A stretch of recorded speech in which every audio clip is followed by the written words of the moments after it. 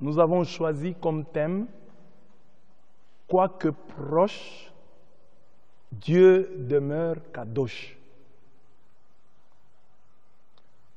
Même s'il est proche, Dieu est redoutable. Même s'il est proche, Dieu reste saint. Dieu est à craindre. Pour parler de Kadosh, nous sommes partis d'Isaïe 6. En Isaïe 6, 1 à 6, c'est la vocation d'Isaïe. Dieu l'appelle. Et il y a une épiphanie, une théophanie terrifiante, une manifestation de Dieu qui fait peur. La Bible dit, Isaïe a vu le Seigneur assis sur un trône grandiose et surélevé. Sa traîne emplissait le sanctuaire.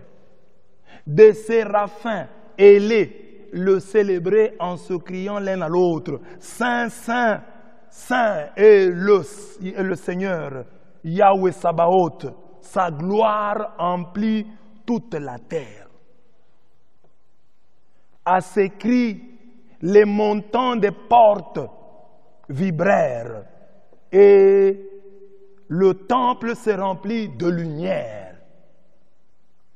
Devant ce spectacle terrifiant, Isaïe prit peur et se dit, « Malheur à moi, je suis perdu, car je suis un homme aux lèvres impures, j'habite au sein d'un peuple aux lèvres impures, et mes yeux ont vu le roi, Yahweh Sabaoth, l'Éternel des armées. » Devant cette peur d'Isaïe, le Seigneur va se montrer proche.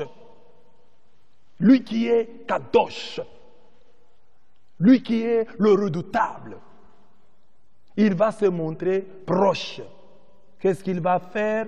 Il va envoyer l'un des séraphins qui viendra toucher la bouche d'Isaïe avec une braise en lui disant, « Voici, ceci a touché tes lèvres, ta faute est effacée, ton péché est pardonné. » Vous voyez à travers ce texte, Isaïe 6, 1 à 6, Dieu apparaît à Isaïe de prime abord comme le redoutable, le Kadosh, Kadosh, Kadosh. En hébreu, pour parler de la sainteté de Dieu, le superlatif qu'on utilise, on reprend 3 fois le même adjectif, le même mot. Il dit Kadosh, Kadosh, Kadosh, c'est-à-dire Dieu très saint. Dieu 3 fois saint, c'est comme ça que nous traduisons en français. 3 fois saint. Et Kadosh signifie celui que l'on doit craindre, le redoutable, celui qui inspire la crainte, celui devant qui on tremble, celui dont on ne se joue pas, celui avec qui on ne blague pas, celui qui est terrible. Voilà l'expérience que fait Isaïe. Son expérience primordiale, c'est l'expérience de la redoutabilité de Dieu. Dieu se présente à lui comme Kadosh, redoutable. Il a peur. Il croit qu'il va mourir. Dieu s'approche de lui. Dieu se rapproche de lui. Et lui dit, n'aie pas peur, tu ne vas plus mourir. Lui avait fait comme première expérience celle de la redoutabilité de Dieu. Et comme deuxième expérience, celle de la proximité de Dieu.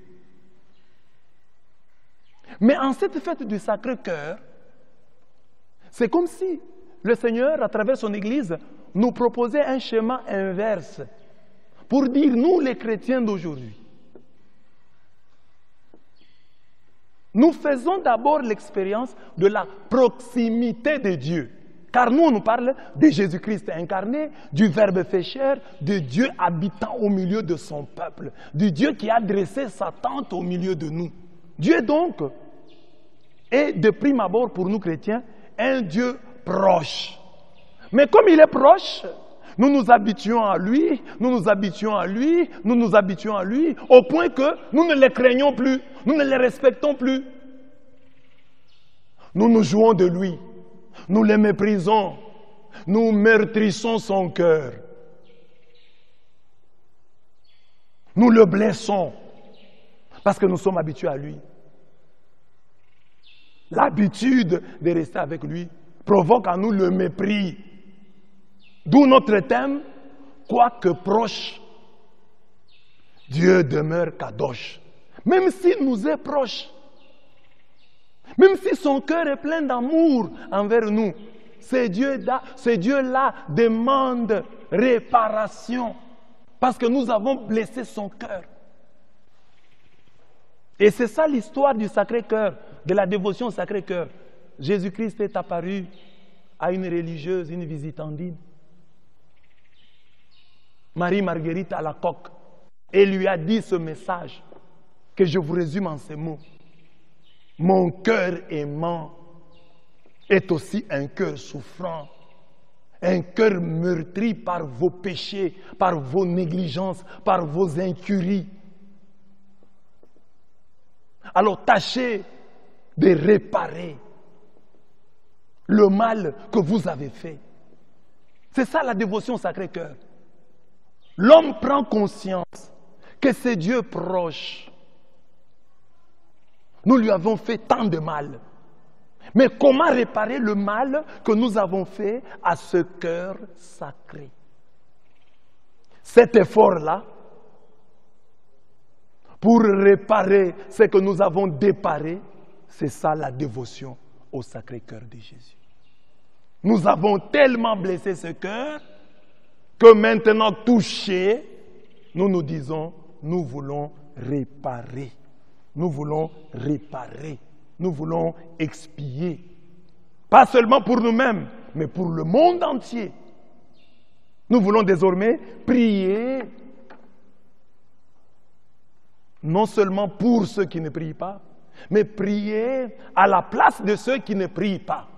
Adorer pour et à la place de ceux qui n'adorent pas. Acclamer pour et à la place de ceux qui n'acclament pas. Chanter pour et à la place de ceux qui ne chantent pas. C'est ça, la réparation et l'expiation. Ce sont des termes qui sont au cœur de cette dévotion au Sacré-Cœur de Jésus. Il faut donc interroger cela. Comme chrétiens, nous devons interroger ça. Pourquoi nous célébrons le Sacré-Cœur? Pourquoi cette fête?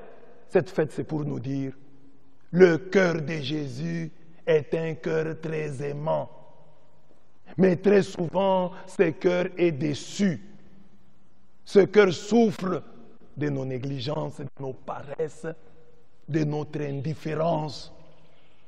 Fêter le Sacré-Cœur de Jésus, c'est se dire, ô Seigneur, je voudrais tant soit peu réparer le mal qui a été fait contre ton cœur très aimant, ton cœur rempli d'amour.